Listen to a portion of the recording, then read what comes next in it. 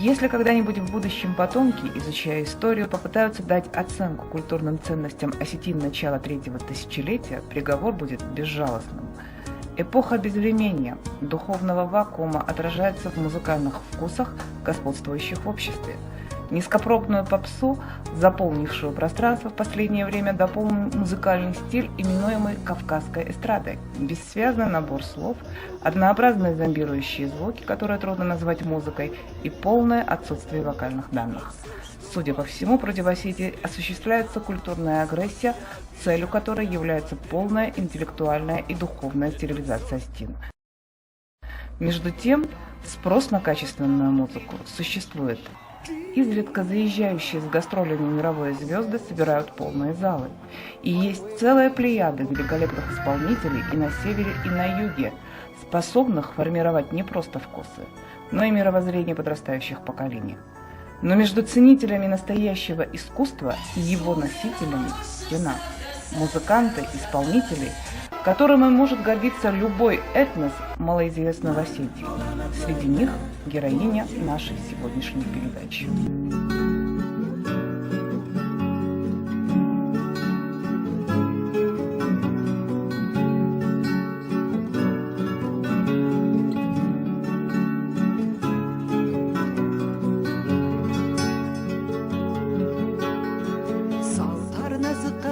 Çaldılavız Usız tızmagay Çizonu himide kattı tıksız Valjak zımagay Tarayın kordayı tızmagay kasız Al xatı juxay Salmaş tazarda mekattı xasız Yetafetuhi Tarayın kordayı tızmagay kasız Al xatı juxay Salmaş tazarda mekattı xasız Yetafetuhi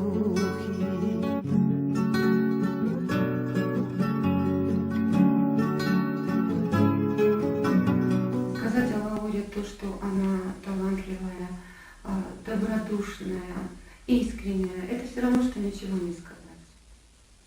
О ней можно говорить бесконечно.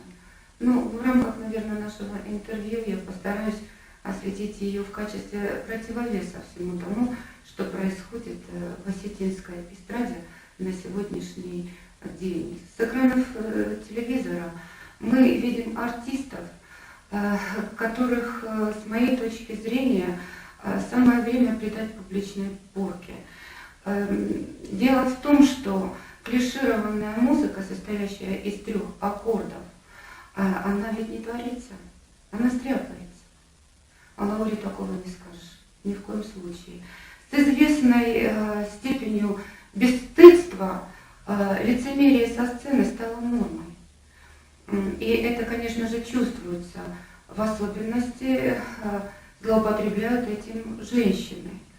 Ну и в силу вышесказанного, я считаю Лауру элементом обновления, с самой лучшей точки зрения, потому что Лаура никогда не побоялась быть искренней, выйти к людям со своей личной драмой, с драмой героини, от имени которой она поет. Она никогда не побоялась дать зрителю увидеть надрыв своей души. Как рождаются стихи, картины, музыка? Таинство творчества сродни священнодействию и всегда терра инкогнита. Но у женщин-творцов почти всегда в начале была любовь. Все началось с того, что я впервые влюбилась. И мне как-то хотелось выразить это чувство через творчество, а легче всего мне это было, конечно, сделать через песню. И тогда именно я сочинила столько песен про любовь, что вы себе даже не представляете. В детстве я была экспрессивным ребенком. И мне почему-то у меня была необходимость часто поплакать в полный голос. И именно тогда, я думаю, у меня разработались связки. По крайней мере, мой сосед с нижнего этажа уже тогда мне предвещал, что я буду певицей непременно.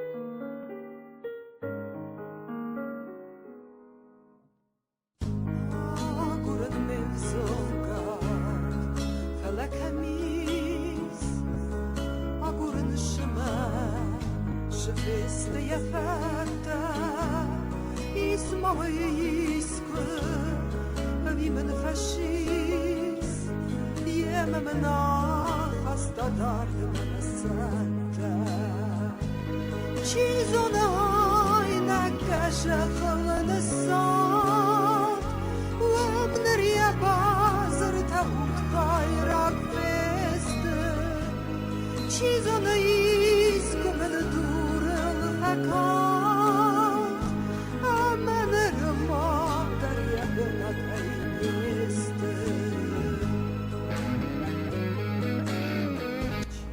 О вкусах не спорят, утверждали древние. О вкусах следует спорить, возражают современники, иначе получаем примитивный лубок вместо культуры.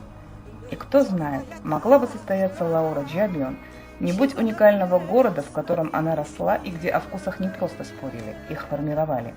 В том потерянном Цхинвале эпические сказания переплетались с рок-балладами. Мировая музыкальная классика с осетинским фольклором. А еще был легендарный Бон Варон. И из мировых величин меня больше всего покоряли такие мастера, как Азнавур, Пиаф, Джеймс Браун, Дио, Паваротти. В общем-то, для меня не столь важно, какое это музыкальное направление. Для меня всегда важнее, как автор или исполнитель выражают себя в какое бы это ни было направление вот в виде искусства. А из наших, из остинских, это Бон Варон. И в первую очередь из них Хсарджика. В каком-то смысле я бы даже его обвинила в том, что моя биография сложилась так, как она сложилась, потому что если бы я его не видела, если бы я не услышала его музыку еще в школьном возрасте, то, скорее всего, я бы уехала из Цхинвала, и, возможно, моя биография бы сложилась совсем по-другому. В Цхинвальской музыкальной лаборатории родилось новое направление музыки, а точнее целой музыкальной философии, получившей впоследствии название «Зармон». Созвездие блестящих мастеров, связанных и сотрудничеством, и столь редкой в творческой среде дружбой, которую они принесли через годы и испытания. А Лаура не проявлялась даже, она то ли стеснялась петь, и как-то вот однажды, по-моему, это было у Люды Головановой, она подпевала мне, мы с Мариной пели, она подпевала, и вдруг мы услышали, какой у нее красивый голос, попросили ее, значит, попеть. Потом потихонечку она и писать тоже стала. Насколько мне известно, Лаура поет несколько твоих песен, то есть написанных тобой. Вообще вы очень разноплановые певицы, если взять музыкальную тематику, мелодийную. Ты специально для нее писала эти песни? Нет, я специально даже для себя не пишу. Я просто пишу, а там как-то мне комфортнее петь свои песни, не чужие. Я как-то не боюсь их как бы попортить. Вот. А Лауре я предложила, потому что, в общем-то, и выбирала ей песню под ее как бы тип голоса. И мне нравится, как она с песнями работает, и результат тоже.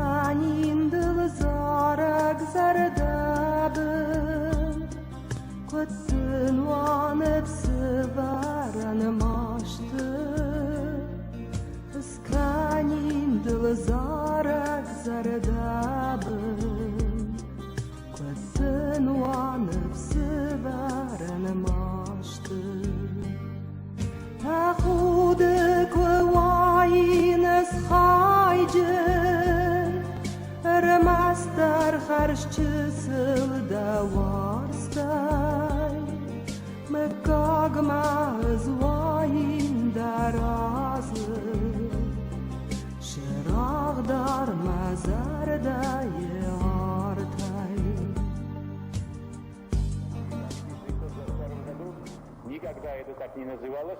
Это исконная часть Грузии. Может быть, и дальше композитор Лаура Джабио могла писать свои красивые песни о любви, оттачивая мастерство год от года, но наступил 1989 год. Вопреки известному утверждению, цхинвальские музы не смолкли, когда звучали пушки. В то страшное время в светлую лиричность Лауры впервые вплелись драматические ноты. Порой даже близкие люди не могут понять, каким образом умеющая заряжать своим искрящимся весельем девушка оказалась способной преображаться в песне. «Девочка с гитарой» – так любовно называли певицу защитники Цхинвала. И символично, что свой первый большой концерт «Девочка с гитарой» дала в те дни конца ноября 1989 года, когда небольшая группа смельчаков преградила путь к колонне зиадистов. Потом будут и другие выступления на баррикадах. И уникальная история. Лаура Джабио поет песни в рацию ребятам, сражавшимся на передовой. Я, пожалуй, скажу просто очень коротко мое личное отношение к тому, что Лаура, как вот персонаж культурный, представлена в «Зармоне». У меня, понятно, что там есть Божий дар, и голос есть, и все, но там еще есть то самое, что я всегда называл, и мы называли личный выбор. Это не совсем простые вещи, когда приходится петь для людей на баррикадах. Когда-то, может быть, где-то во Франции там призывали к чему-то, какие-нибудь Жанны Дарки. Это тоже, собственно говоря, культура, высокая культура. А вот призывание с Зармоном – это не менее высокая культура. И, на мой вкус, гораздо более высокая культура. И то, что один этот факт присутствует в ее биографии, уже сам по себе о многом говорит. Последние 20 лет в обеих Осетиях не смолкают дискуссии о сохранении и развитии осетинского языка. И если когда-то в Чехии умирающий язык спасли историки, то в Осетии с этой задачей могут справиться только музыканты.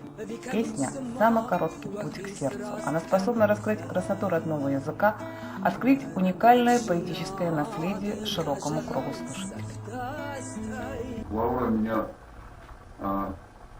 не то что удивляет, но мне очень приятно, что от тех песен, которые звучали лет 20 назад, и песни, которые звучат в ее исполнении ныне, она внутренне, видимо, очень мощно развивалась, и это не могло не сказаться на ее творчестве. В первую очередь это касается подбора текстов для ее песен, хотя и тексты тех песен были достаточно, и более того, высококлассные тексты Головановой в основном, но от тех лирико и поэтико социальных смысла этих текстов в последнее время Лаура перешла к исполнению других текстов, более интимных, более духовных, текстов, которые, я бы сказал, что мне интересно, более мистических текстов. Лауры мы знакомы давно, и мне очень приятный тембр голоса. Когда исполняет Лаура, особенно нотки ее голоса, сердце отзывается на ее песни. И вот когда я первый раз услышала песни на стихи своего отца, мы были в гостях у Джанкаева Сара, я даже представить не могла, какая получилась песня. То есть та боль, которую передал мой отец в своих стихах, вот так же пела Лаура. И мне слезы навернулись на глаза.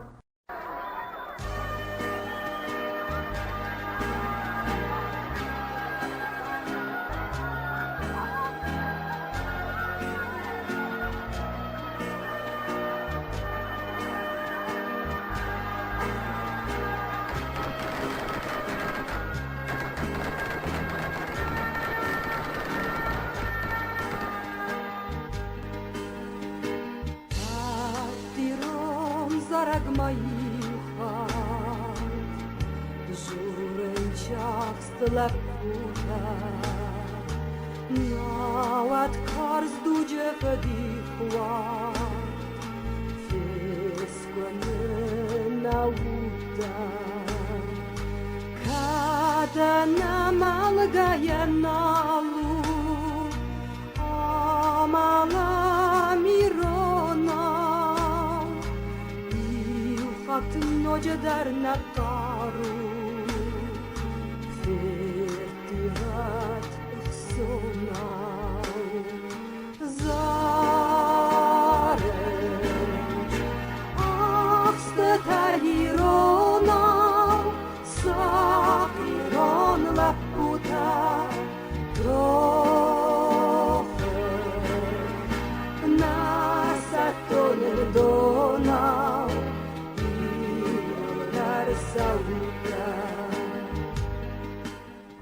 Я очень благодарна основателям Зармона. Это плеяда очень талантливых музыкантов. Я считаю их своими учителями. Это Слава Гаглоев, Ахсар Джикаев, Сауаса и, конечно, Лаура Джабион.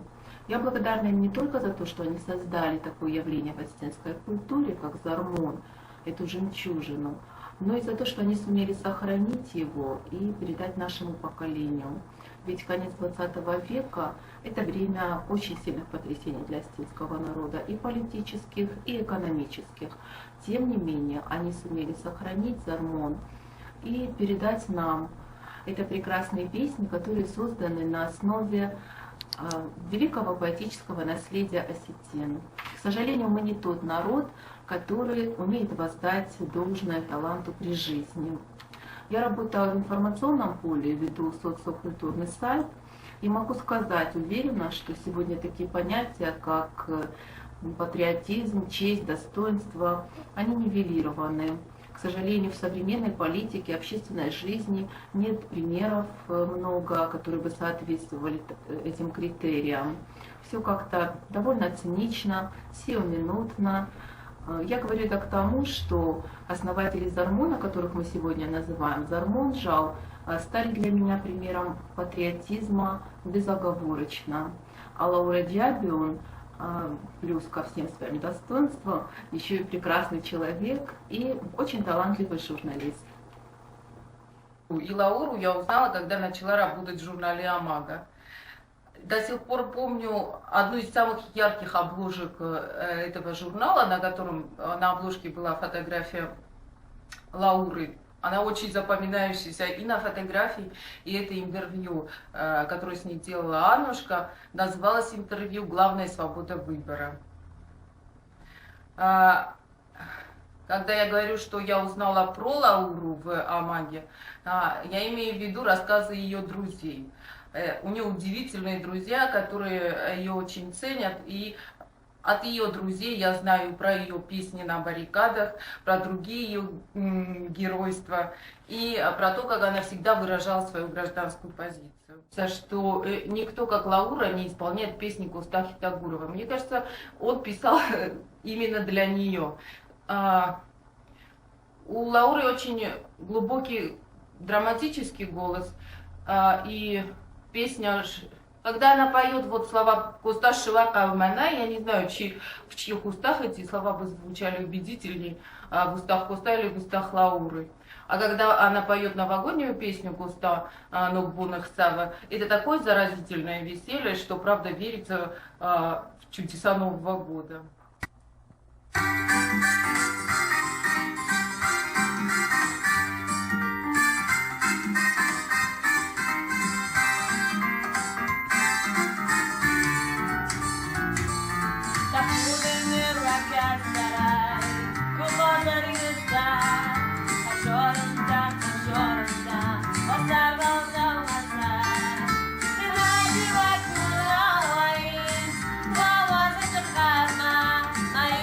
Stay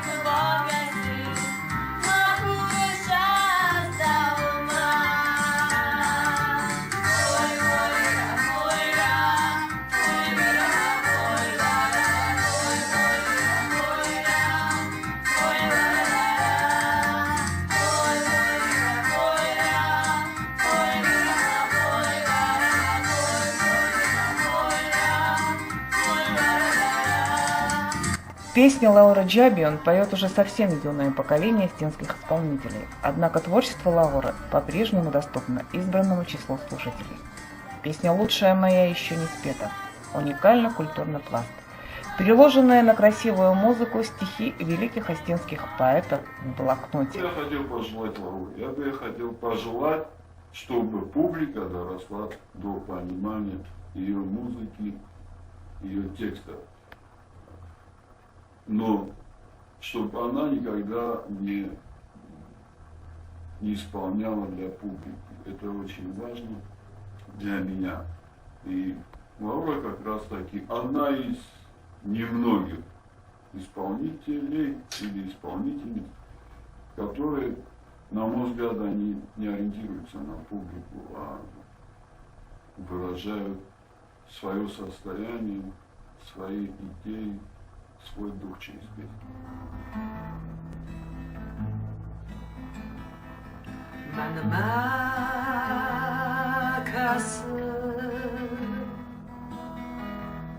شما قدر منودا بندر چزگه سود مفتخین شمود ازن کدرگ مفزنده نشار دلو نامون دل دشین نورخ شر تا در آقبون تسرشتر وازدان دجر دفز مل تسوشر خوشاو یزونک شاس قمستاستر اما کمل شبلختر شر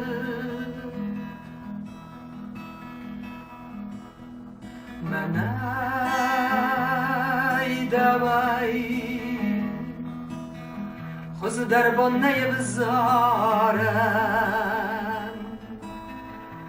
فلر جایی کدافتم نکند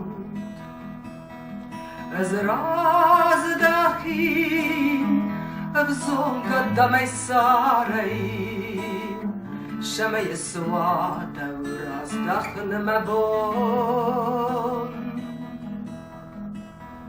برزوند خوخل بانی زرر تاتسه یا تنگل خورن لکن تلوه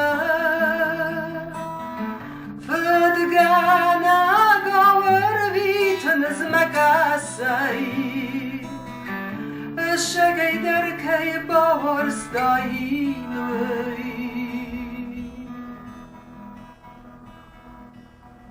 من مکسم شما کدر منو